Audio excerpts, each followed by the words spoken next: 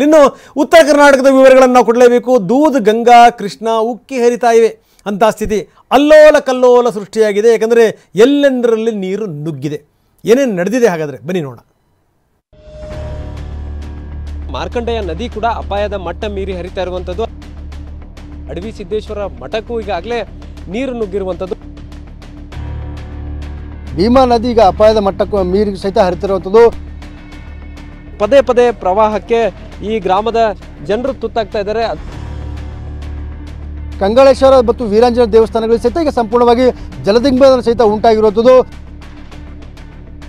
ಮನೆಗಳಿಗೂ ಕೂಡ ನೀರು ನುಗ್ಗುವಂತ ಆತಂಕ ಶುರುವಾಗಿರುವಂಥದ್ದು. ಎಲ್ಲ ಮುನಿಗಾರು ಸರ್.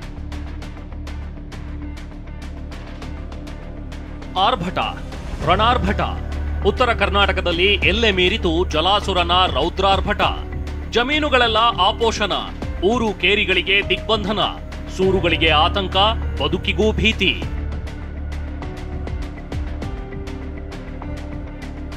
ಸೀನ್ ನಂಬರ್ 1, ಹೊಳೆಬಸವೇಶ್ವರ ದೇವಸ್ಥಾನಕ್ಕೆ ಜಲ ದಿಗ್ಬಂಧನ.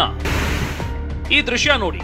ನಿತ್ಯ ಭಕ್ತರಿಂದ ತುಂಬಿ ತುಳುಕ್ತಾ ಇದ್ದ ಜಾಗ, ಜನಸಾಮಾನ್ಯರು ಓಡಾಡ್ತಿದ್ದ ಸ್ಥಳ ಇಂದು ಹೀಗೆ ನದಿಯಂತಾಗ್ಬಿಟ್ಟಿದೆ.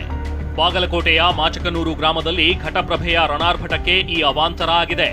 ನದಿಯಲ್ಲಿ ಒಳಹರಿವು ಹೆಚ್ಚಿದ ಪರಿಣಾಮ ಶ್ರೀ ಹೊಳೆಬಸವೇಶ್ವರ ದೇವಸ್ಥಾನಕ್ಕೆ ಜಲ ದಿಗ್ಬಂಧನವೇ ಬಿದ್ದಿದೆ.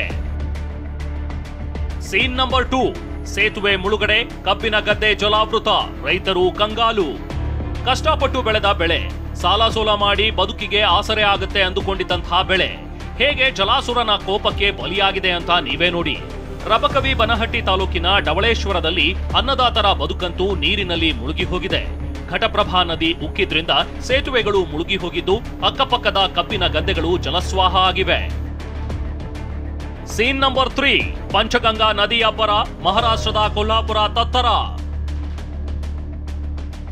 ಶಿವಶಿವ, ಇದೇನಪ್ಪಾ ಇಂಥ ಅವಸ್ಥೆ? ಮಹಾರಾಷ್ಟ್ರದ ಕೊಲ್ಲಾಪುರದಲ್ಲಿ ಪಂಚಗಂಗಾ ನದಿಯ ರಣಾರ್ಭಟ ಕೈ ಮೀರಿದೆ. ಇದರಿಂದ ಕೊಲ್ಲಾಪುರ ಜಿಲ್ಲೆಯ 81 ಸೇತುವೆಗಳು ಜಲಾವೃತವಾಗಿವೆ. ಇಷ್ಟೇ ಅಲ್ಲ, ಚಿಕ್ಕೋಡಿಯ ಕೃಷ್ಣಾ ನದಿ ತೀರದಲ್ಲಿ ಪ್ರವಾಹದ ಆತಂಕ ಶುರುವಾಗಿದ್ದು, ಒಂದೊಂದು ದೃಶ್ಯವೂ ರಣಭಯಂಕರ ಆಗಿದೆ. ಸೀನ್ ನಂಬರ್ 4, ಅಡವಿ ಸಿದ್ದೇಶ್ವರ ಮಠಕ್ಕೂ ಜಲಾಘಾತ, ಮಕ್ಕಳು ಬಚಾವ್. ಬೆಳಗಾವಿಯ ಅಂಕಲಗಿ ಗ್ರಾಮದಲ್ಲಿ ಪ್ರವಾಹದ ಅಬ್ಬರ ಅಷ್ಟಿಷ್ಟಲ್ಲ. ಅಡವಿ ಸಿದ್ದೇಶ್ವರ ಮಠ ಜಲಾವೃತ ಆಗಿದ್ದು, ಅಡುಗೆ ಸಿಬ್ಬಂದಿ ಹಾಗೂ 10ಕ್ಕೂ ಹೆಚ್ಚು ಸಿಬ್ಬಂದಿಯನ್ನ ಸುರಕ್ಷಿತವಾಗಿ ಸ್ಥಳಾಂತರ ಮಾಡಲಾಗಿದೆ. ಸೀನ್ ನಂಬರ್ 5, ಕೊಚ್ಚಿ ಹೋದ ಪಂಪ್ ಸೆಟ್, ಸಾವಿರಾರು ಎಕರೆ ಕಬ್ಬು ಜಲಪಾಲು. ಬೆಳಗಾವಿ ಜಿಲ್ಲೆಯ ನಿಪ್ಪಾಣಿ ತಾಲೂಕಿನ ಬೇಡಕಿಹಾಳ ಗ್ರಾಮದಲ್ಲಿನ ರೈತರ ಪರಿಸ್ಥಿತಿಯಂತೂ ದೇವರೇ ಬಲ್ಲ ನೋಡಿ. ಲಕ್ಷಾಂತರ ರೂಪಾಯಿ ಖರ್ಚು ಮಾಡಿ ಕಷ್ಟಪಟ್ಟು ಜಮೀನಿನಲ್ಲಿ ಬೆಳೆ ಬೆಳೆದಿದ್ರೆ ಯಾವುದೂ ಕೈಗೆ ಸಿಕ್ಕಿಲ್ಲ.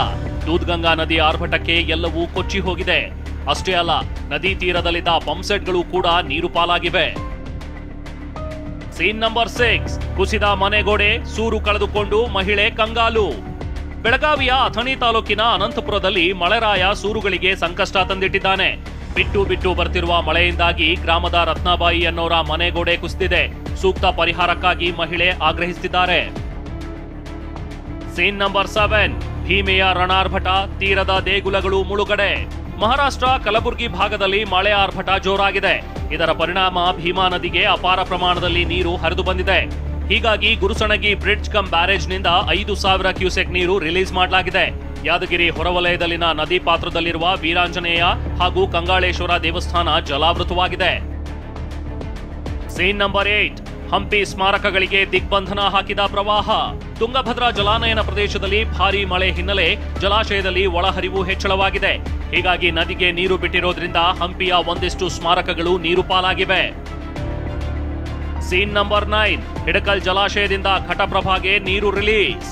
ಪಶ್ಚಿಮ ಘಟ್ಟದಲ್ಲಿ ಭಾರೀ ಮಳೆ ಹಿನ್ನೆಲೆ ಹಿಡಕಲ್ ಜಲಾಶಯದಲ್ಲಿ ಒಳಹರಿವು ಹೆಚ್ಚಳವಾಗಿದೆ. ಹೀಗಾಗಿ ಡ್ಯಾಂನಿಂದ ಘಟಪ್ರಭಾ ನದಿಗೆ ಇನ್ನಷ್ಟು ಹೆಚ್ಚಿನ ನೀರು ಬಿಡಲಾಗಿದೆ. ಈ ದೃಶ್ಯ ಡ್ರೋನ್ ಕಣ್ಣಲ್ಲಿ ಸೆರೆಯಾಗಿದೆ ನೋಡಿ.